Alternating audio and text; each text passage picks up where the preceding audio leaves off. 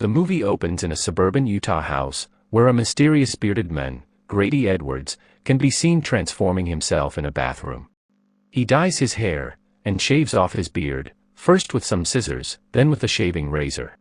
He also removes his brown contact lenses, and puts on new blue ones. He picks up his luggage, and prepares to leave the house, before having some breakfast. Surprisingly, as the camera pans around, dead bodies of his wife and his 3 children are revealed. The man comfortably finishes his breakfast, and leaves the house. As the investigation begins, it is revealed that another family in New Jersey was murdered in the same manner, probably by the same man. The police also have his name and some other details, and believe that he is a serial killer, but are still unable to trace him, because he has no credit cards, no driver's license, or anything that can lead to some identification. Additionally, he always uses cash for payment, and has no picture taken in his whole life, which forbids the investigators from catching him. One day, a recently divorced Oregon housewife, Susan, is shopping in a grocery store with her youngest children, when Grady cleverly engages in a friendly conversation with the kids. He also claims that his wife and daughter were killed in a car accident, in an attempt to gain some sympathy. Susan, desperate for love, is charmed by David, and immediately develops love interest in him, since she is also a divorced woman. After the shopping, they meet outside once more, where Grady introduces himself as David, and also accepts her invitation for a family lunch.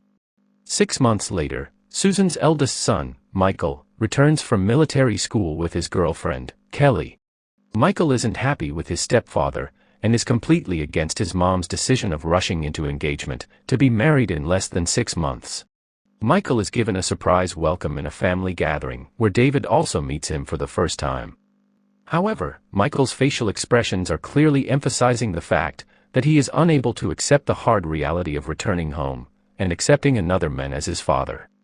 Despite David's extreme friendly behavior with the whole family, Michael is suspicious of his mother's new fiancé. Susan's sister, Jackie, offers to provide a job opportunity for David in her real estate agency, which David accepts with honor. After that, David invites Michael for a private conversation, down in the basement. When Michael visits to meet him, he notices that David has installed locked cabinets in the basement for some reasons, which feel strange to Michael.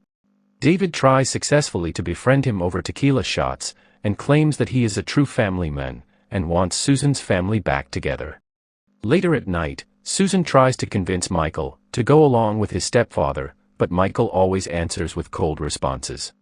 The next morning, when Susan's younger son is playing video games with too loud sound, David suddenly intervenes, and chokes him with anger, extremely frightening the kid. Later at night, Michael's real dad, Jay, pays them a visit, and takes the younger kids to spend a night with him.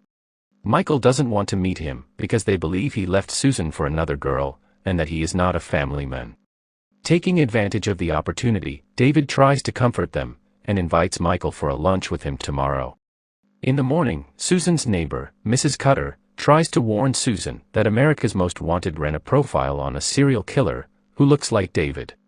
Unfortunately, Susan reveals the conversation to David, which silently alarms him about the situation, and he now intends to deal with that neighbor lady. During his lunch with Michael, he has a friendly conversation with him, and explains that his deceased daughter, Michelle, would have turned 11 next week. However, Michael's suspicions start when David uses the wrong name to mention his deceased daughter in the second attempt. After the lunch, David returns home, and sneaks into Mrs. Cutter's house while she is busy with her cats. He attacks her, and throws her down her basement stairs. After noticing that she is still alive, he descends the stairs, and suffocates her. Later, when the three are sitting at the dinner table, Jay confronts David angrily about laying his hands on his younger son, and warns him to stay away from them. He also warns Susan that she knows nothing about this guy, and that he is just a trouble for the family. Outside the house, Jay and Michael have a conversation, in which Michael also accepts his father's suspicions of knowing nothing about David. Jay tells him that he will do a background check on David, and then let him know.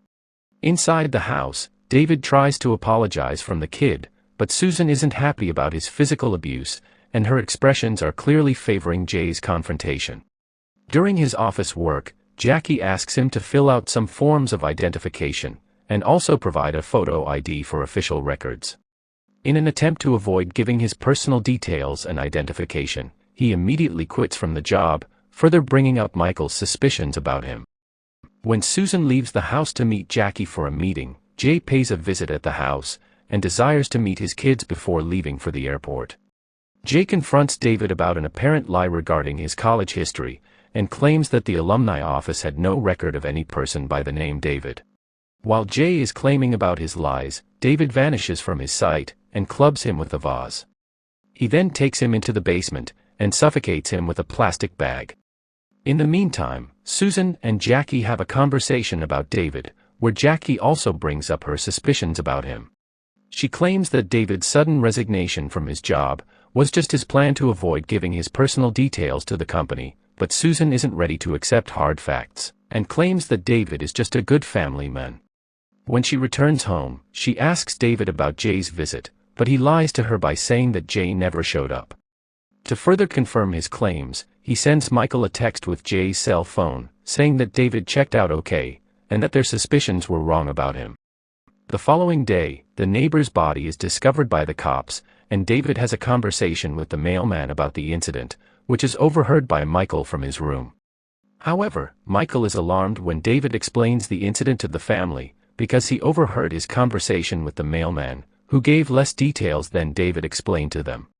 While Kelly tries to get him to focus on college applications, he grows more obsessed with the contradictions in David's stories. Michael also searches for America's Most Wanted profile, and finally comes across Grady Edwards, who looks like David. The situation comes to a head when David intercepts an email from Jackie about hiring an investigator, in order to get some background check on David. When Jackie is about to leave her house, she is disturbed by her garden umbrella in the pool. As she goes to get it, David attacks her from behind, and drowns her in the pool. Determined to discover what was in the locked cabinets, Michael forges a plan to break into the basement with the assistance of Kelly, as she keeps a lookout around the house. Michael successfully opens the cabinets, and finds his dad's cell phone in a bag. He then comes across a freezer, and eventually discovers his dad's dead body. After noticing some movement around the house, Kelly tries to warn Michael, but David knocks her out, and traps Michael in the basement. The commotion awakens Susan, and David berates her parenting skills in a furious manner, and mistakenly reveals his real name, Grady Edwards. Susan gives a stunned reaction, and eventually notices an unconscious Kelly lying on the floor. Realizing the situation, Susan flees to the bathroom, and locks herself in. David kicks the door in, shattering the mirror behind it. Susan picks up a shard of the mirror, and stabs him in the neck as he enters. Michael escapes from the basement, and finds Kelly in the kitchen. He eventually comes across Susan, but David approaches from behind once more, and blocks the stairs. They make an attempt to hide in the attic, but David chases all of them, and engages in a fight with Michael.